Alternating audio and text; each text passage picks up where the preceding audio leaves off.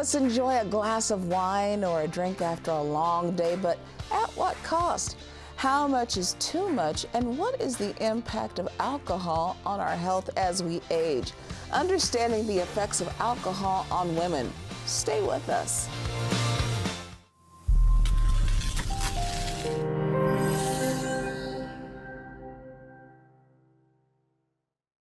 Inspire is sponsored by the estate of Ray and Ann Goldsmith. And the Raymond C. and Marguerite Gibson Foundation. And Friends of KTWU. We appreciate your financial support. Thank you.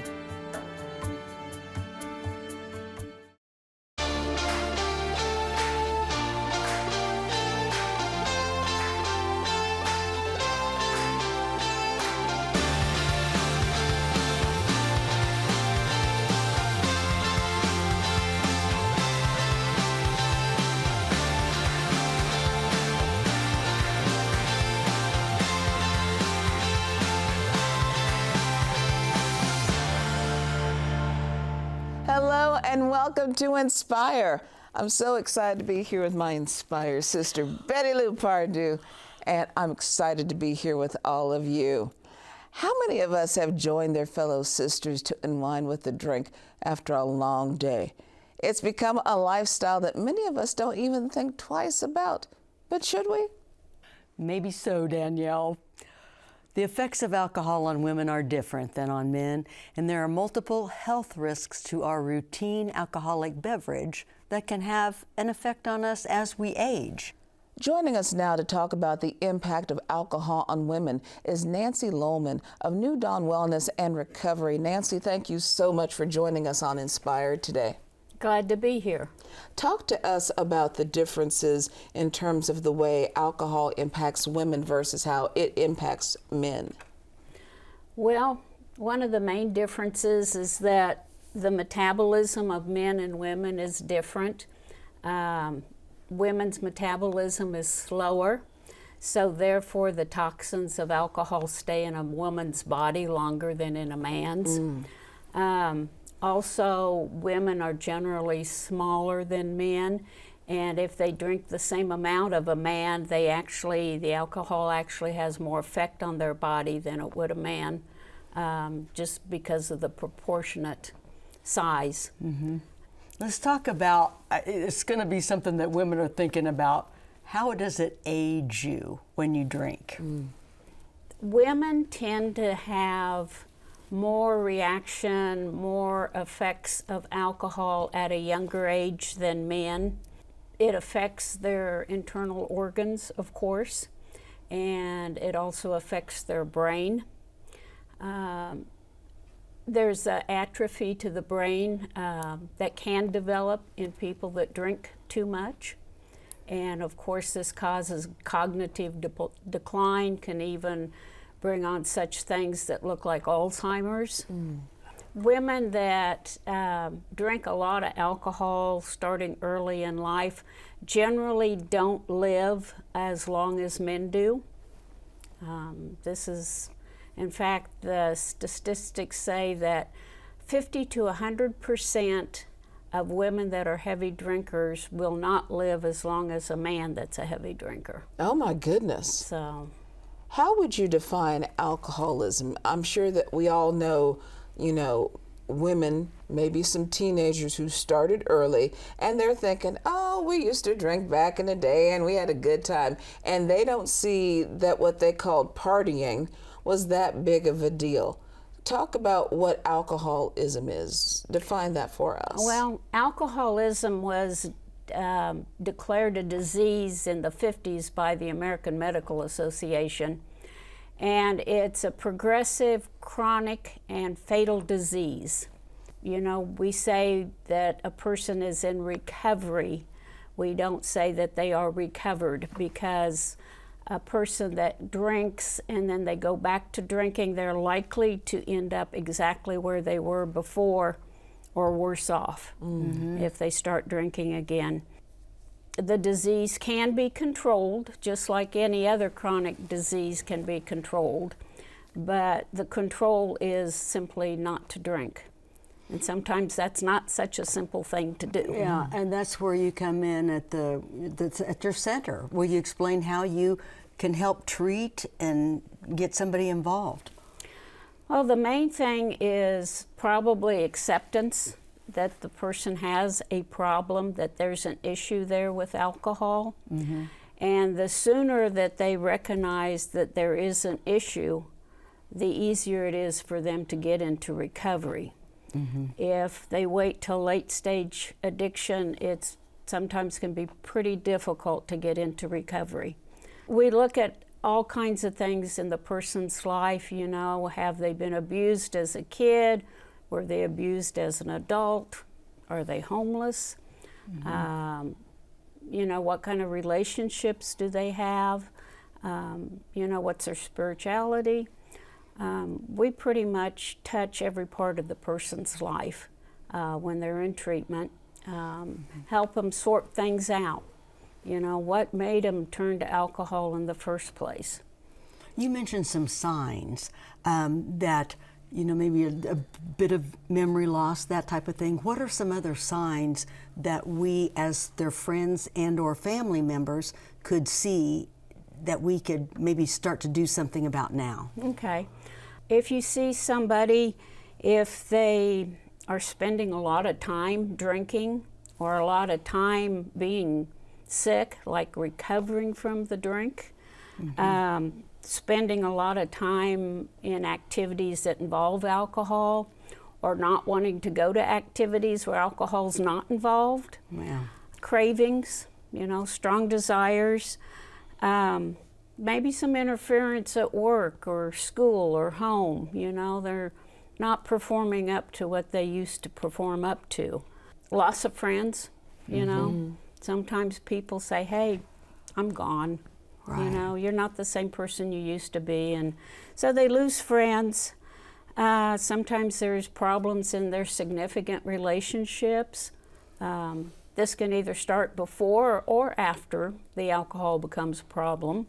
They might have some psychological or physical health problems that either were created by the alcohol use or made worse by the alcohol use. One of the major signs of addiction is tolerance.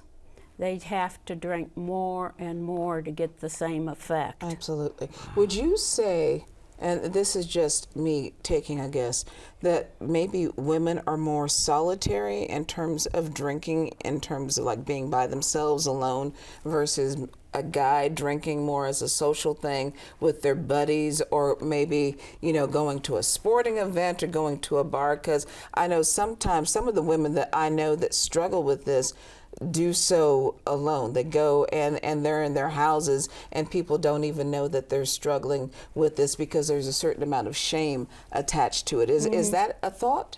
Yeah, there's a lot of shame attached to addiction. And women seem to carry that shame more than men. Mm-hmm. And yes, women a lot of times also are solitary drinkers. They drink at home, they don't go to bars. And they might end up drinking more at home than if they went to a bar.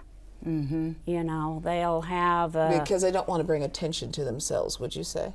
That could be, yeah. Or they just feel more comfortable being at home drinking. Mm-hmm.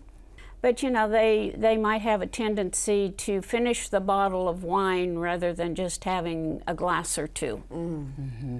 Mm-hmm. If they're home alone. And well, we're just scratching the surface on this. We definitely need to have you back because there's so much that we need to learn about this and how we can step in to talk to our friends and maybe try to intervene in this particular situation if we know that somebody is struggling. So thank you so much for joining us on Inspire today. We really appreciate you. Well, thank you for having me. Absolutely.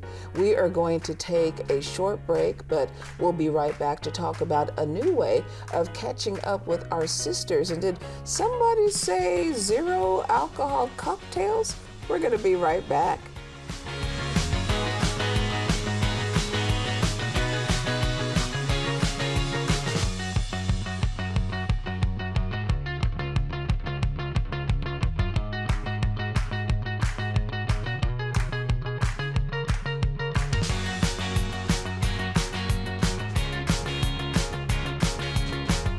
We're back, and it's our pleasure to introduce Emily Kate Johnson of Nostalgia Room, a bar in Lawrence that serves non-alcoholic beverages and coffee drinks. Emily, we are so glad you're here today. Now, we want to dispel the myth of a mocktail. Would you please do that? Yes. We at the Nostalgia Room, while mocktail is a term that people really recognize and are familiar with, it also is a term that is slightly degrading to what we do in the non-alcoholic industry. What we're making are still cocktails. They're still full of really thoughtfully made ingredients, things that we make ourselves. They are very much cocktails still. They just don't contain alcohol. And really, cocktails don't have to contain alcohol to be called that. So that I think that while mocktail is a term that's become kind of accessible for people to use, it's also the way that we talk and the way we use our language is really important. So we're just kind of trying to move that needle forward. Why did you decide to get into this? It wasn't really an option. I had been a bartender for almost 10 years. I have been sober for 3, and I just applied everything that I learned in my trade to this kind of niche section of it that's really finding a lot of momentum. And I think people are really appreciating that when they go out, they can have a drink that's both really well crafted and something that doesn't contain any alcohol. Part of the thing about being in business and going to a quote-unquote bar is the camaraderie, everybody getting together. Would you explain the ambiance in the Nostalgia Room?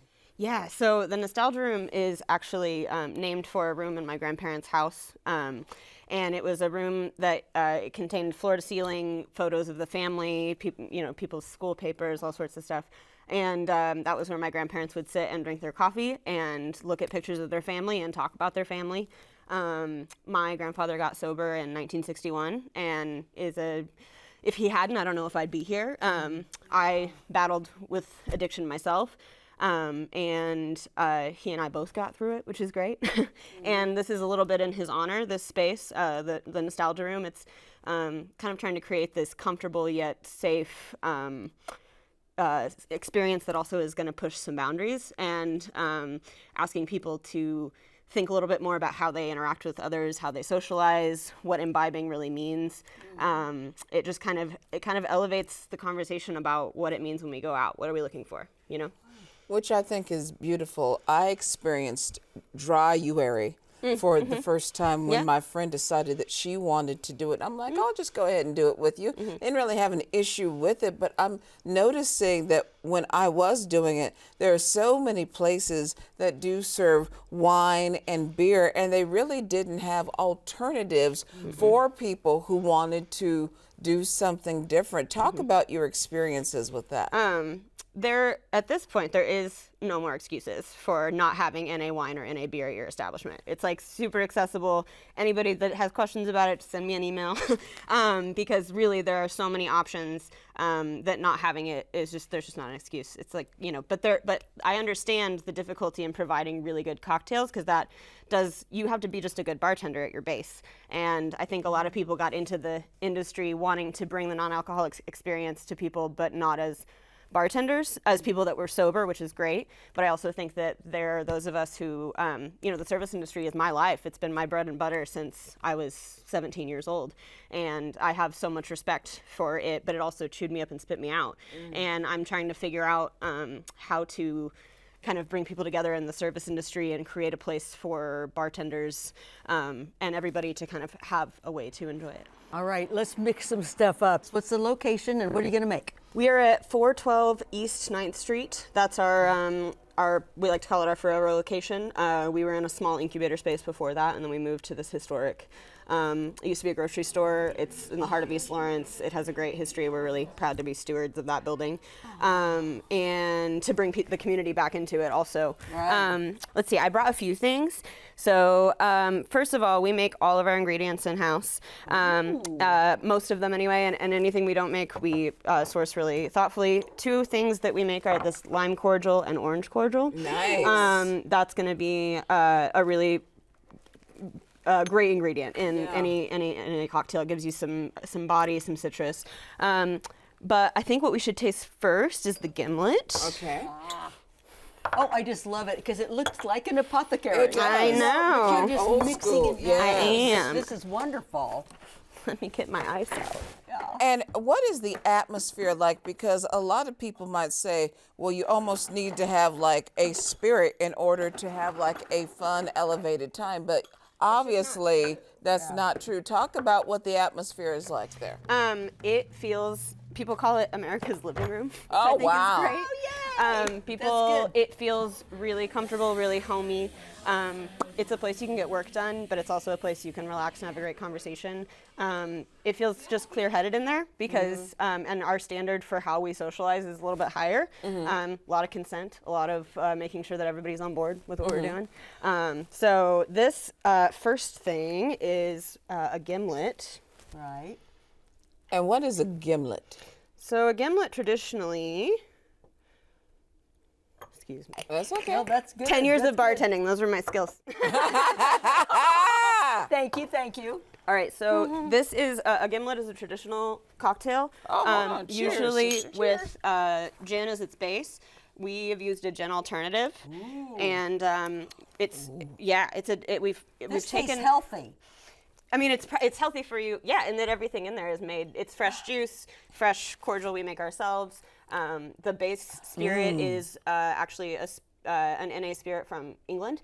That's like a coastal spirit out of Cornwall. It's very cool. And then we do our own bitter infusion, which is where you're getting kind of that wormwood and yeah, Wormwood. Oh, I mugwort. love it. I Yeah, love it sounds the very- wormwood. I was saying, it sounds very Harry Potter-ish when you It said is. wormwood. Yes, it is. So, and that's the thing is like building cocktails like this, like rebuilding a classic cocktail in its non-alcoholic form is like tearing it down and then rebuilding it with all of the alchemy, it's almost more like cooking in a lot of ways.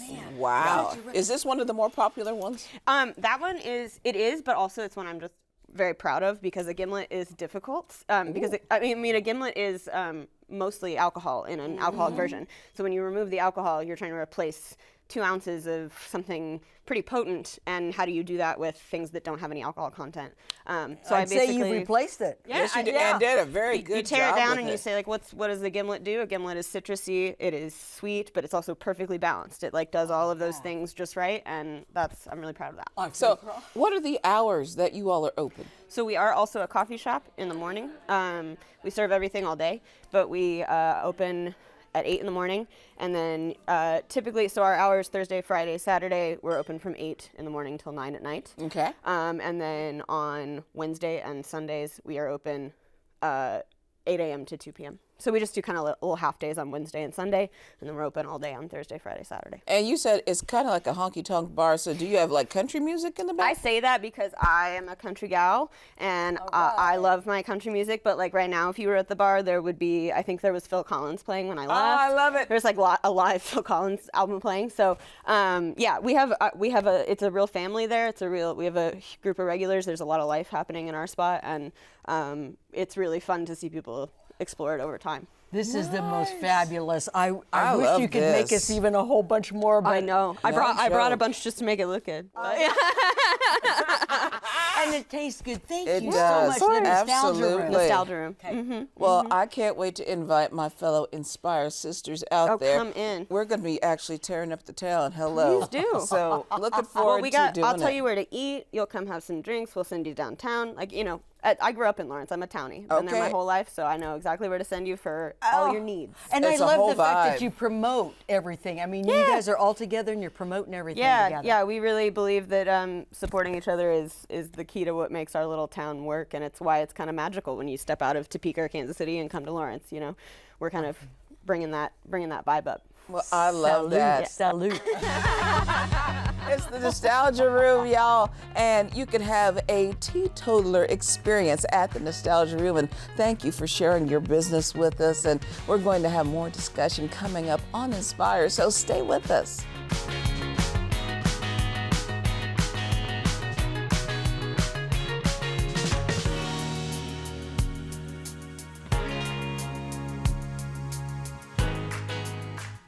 Well, as you can see, my gimlet, that is a dry cocktail, is gone. So we need you to fix something else, Emily. What do you have? I can do that.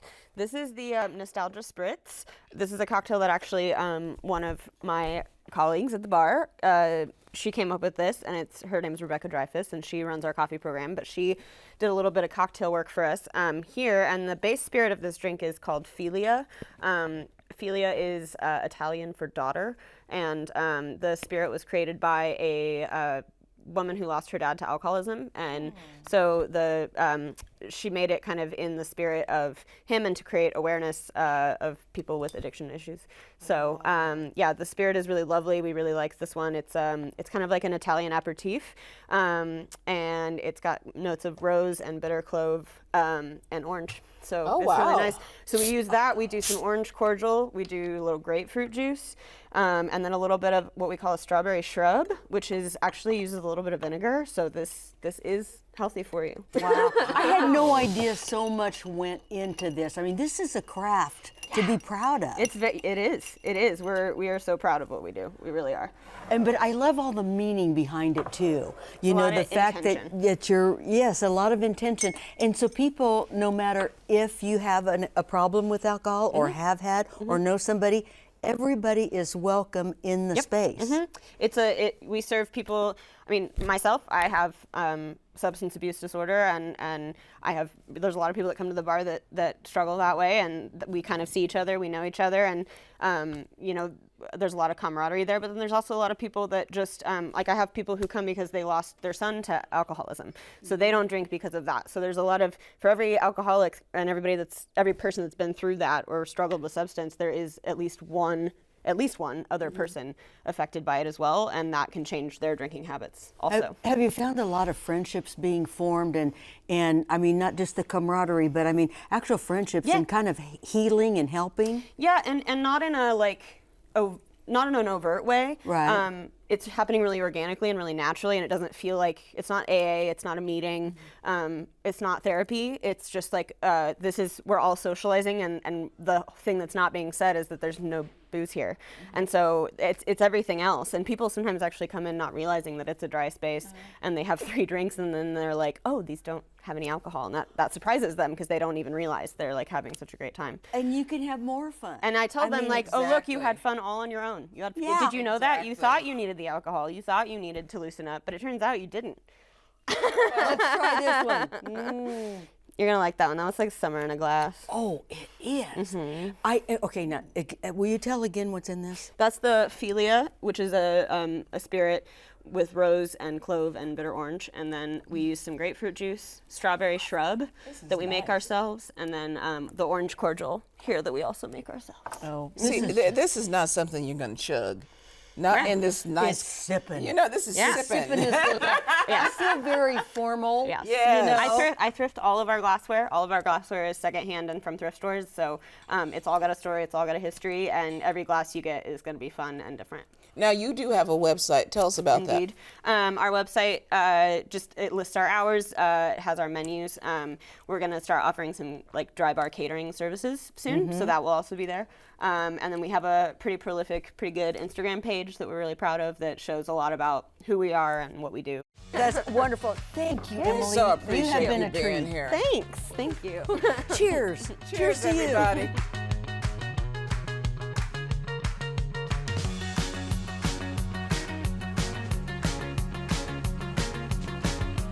Such an eye-opening discussion. Definitely. Wow, and there's so much more from both guests. Absolutely. And I have had a father who was an alcoholic, and I've also been engaged to a man who was an alcoholic. And I just really didn't know the distinctions between men and alcoholism and women and alcoholism. So it was interesting having Nancy on talking about the distinctions. Right, and you mentioned also off camera about the Betty Ford movie. Yes, and just the way that she drank alone. I mean, it started out with her just having a couple of cocktails Sure. after, you know. It was the thing to do back in the day. Well, exactly, you know, a drink of wine here, a little cocktail, you know, being social, and then turned into more and more. And then, you know, as she had stresses maybe with her kids, it was a way to kind of, you know, unwind after a busy day. And then it became just, you know, more and more of a thing. And then her family noticed, okay, she really is getting into this. And then they did an intervention, and then, long story short, they ended up putting her into rehab. And the way that they did rehab back in the day was to have mixed groups trying to do the sessions. And when the Betty Ford Clinic became an actual clinic, they decided, like, no, women need to talk to women and guys need to talk to guys, just in terms of the way that they actually handle the conversations are totally different. So it's just really interesting to see the way that women, deal with the topic versus the way that men do. And there's just so much to it as far as people realizing it is a disease. It is a disease. And you need to treat it as such and not just shun the person. You need to help. Not at all. But sometimes it's just really easy because you see the symptoms and you don't necessarily think about the disease. You just see what is on the surface as a symptom, and you're just trying, like, why can't you get it together? But it's like, no, there's stuff underlying that really needs to be dealt with. Well, that's what I loved about Nancy, New Dawn, talking about, it could be so many things in your past and so many things with your family, your friends, things that maybe they didn't have any control over at the time that have affected them and brought them to that point. Trauma-informed care. We're noticing that in so many different areas, and this is no different. It's just, I'm just so glad that there are ways that to get help. Yes. And to, help each other. But the whole thing is that people have to want to get help. Right. And that's the biggest issue, is to actually make sure that the person really does want to get the help, because in the case of the person that I was with, he was not of the idea that he even was an alcoholic, and so it ended up tearing our relationship apart. That is all the time we have for today, a very important and serious topic. We hope you have been inspired by the conversations, and we thank Nancy Lawman of New Dawn Wellness and Recovery and Emily Kate Johnson of Nostalgia Room in Lawrence for joining us. Don't forget, you can watch this program again at watch.ktwu.org. And if you are so inspired to learn more about our guests and to find out what is coming up on future shows, visit our website at www.ktwu.org/inspire. Inspiring women, inspiring zero alcohol cocktails, and thinking before drinking. Inspiring you on KTWU. Thank you for watching.